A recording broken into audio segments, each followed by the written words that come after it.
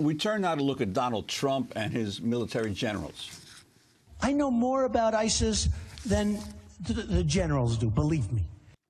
That was Donald Trump on the campaign trail. It was just one of several times where he publicly criticized the actions of U.S. generals. But now that he's become president-elect, Trump has taken a different tack by picking generals for several key posts. Trump has nominated retired General James Mad Dog Mattis as defense secretary. The Obama administration cut short his tour over concerns Mattis was too hawkish on Iran. A retired Marine General John Kelly has been nominated Homeland Security Secretary, and retired Army Lieutenant General Michael Flynn has been appointed National Security Advisor. Flynn is well known for his anti-Muslim worldview, having called Islam a cancer and saying, quote, fear of Muslims is rational. Well, for more, we're joined by Andrew Bacevich, a retired colonel, Vietnam War veteran. His latest book, America's War for the Greater Middle East, A Military History. He's Professor Emeritus of International Relations and History at Boston University and joins us in our studio here in New York. Welcome to Democracy Now! Thank you. Your thoughts. This is the highest concentration of generals proposed for a cabinet. Is it ever? Well, I mean, there certainly are precedents for retired generals serving in senior positions. I suppose the most notable of them, the one we remember most, would be George C. Marshall, who, after World War II, was Harry Truman's Secretary of State, and then also served a brief period of time as Secretary of Defense. Well, why did Marshall get those appointments? Because Marshall played a very substantial role in winning World War II. He was a general who won a war.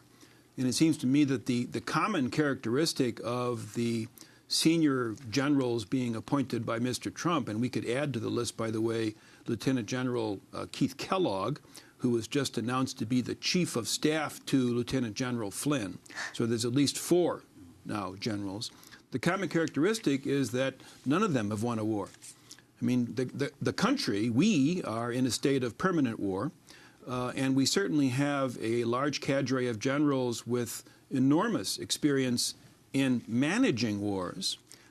We have yet to find a general who can actually bring one of these wars to a successful conclusion. So you have to ask yourself, you know, well, what then are the particular aptitudes or qualities that these people are going to bring to their offices that we could not have found in among the civilian world? And the answer is, I don't know. I mean, the clip you played about Trump expressing contempt for generals, suddenly we have a romance, an infatuation with generals, and perhaps that's simply one more indication of the consistency of Trump being inconsistent. Doesn't he often get offensive about his things he's defensive about? Like, didn't he get something like 5 deferments? Oh, yes, indeed. I mean, so we have a commander-in-chief, or a commander-in-chief-to-be, who now has suddenly discovered that his affinity for generals, he himself, Trump himself, his military experience was limited to his time as a teenager at New York Military Academy, and he, obviously not he alone, but when he had an opportunity to serve in the military back during the Vietnam era, he chose to find a different route that would make it unnecessary for him to do so. I want to ask you about the appointment that's gotten perhaps the most concern or controversy is Lieutenant General Mike Flynn for the National Security Advisor. Your thoughts on him? I mean, he's an Islamophobe. He's an ideologue. He's a fanatic. Temperamentally, and this actually may be the most troubling thing, temperamentally, he does seem to be like Trump himself. You know, I suppose you could say he speaks with great candor, or you could say that he speaks without thinking about the implications of what he has to say. So I think it's a deeply troubling appointment. One could contrast him with Mattis. Mattis, certainly highly respected throughout the military establishment, as far as I can tell, and I suspect was a very, very good Marine general. Why we need a Marine general running the Pentagon is another question. But one might entertain some amount of hope that Mattis will serve as something of a check with regard to Flynn's more radical inclinations, particularly, for example, on issues like like Iran. Mattis has said that he believes that we should retain the Iran nuclear deal, and I personally would hope that that counsel prevails. On the issue of Mike Flynn, he was fired by Obama as head of the DIA. In 2010, he shared classified information in Afghanistan without authorization, but was not brought up on any charges around that. His son recently was involved with the fake news scandal, putting out, his son, Mike Flynn, was his chief of staff of transition, putting out information this pizzeria was the site of a child sex ring in Washington, D.C., and so a man went in with a gun to deal with this fake news. He was fired. Your thoughts further on Mike Flynn and what he means to head up national security? Well, my sense is that the way presidential politics works, I mean, the politics of the inner circle, is that when a new president takes office, that taking office initiates a competition.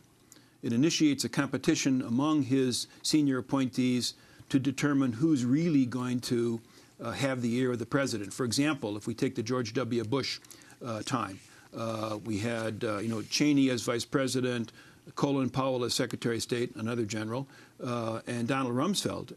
And it rather quickly, particularly after 9/11, became clear that Cheney and Rumsfeld forged an alliance and basically squeezed Colin Powell out. One of the results, of course, I think, is the Iraq War.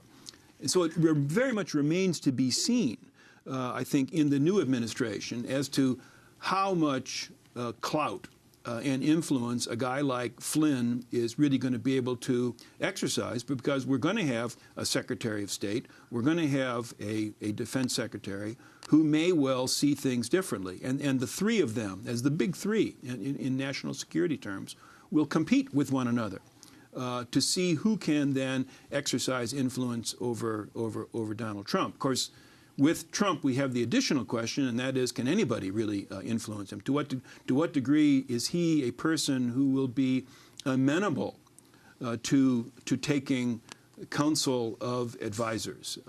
We were pretty sure previous presidents were willing to do that. We can't be certain about this president. I want to ask you, you wrote an article recently in The Nation, headline, Barack Obama's Crash Course in Foreign Policy. Your thoughts about how Obama used military force around the world and how a Trump presidency might approach the use of military force differently? Well, I mean, the gist of the article really is to say that with regard to the use of force, President Obama has been quite ineffective. I mean, he inherited two wars, Iraq and Afghanistan. He will bequeath two wars, Iraq and Afghanistan. Indeed, the expanse of U.S. military involvement has increased over his 8 years in office. But that said, I think when we look beyond his management of wars at other issues, for example, the Paris climate change accords, the Iran nuclear deal, the opening to Cuba, in a variety of other ways, I think President Obama doesn't get the credit that he deserves. And I speculate that over time he may rate higher. It's just so difficult to speculate on Trump. I just learned coming in this morning that his appointee to be the ambassador to Israel is, to put it mildly, a hardliner, is a provocateur. Well, let's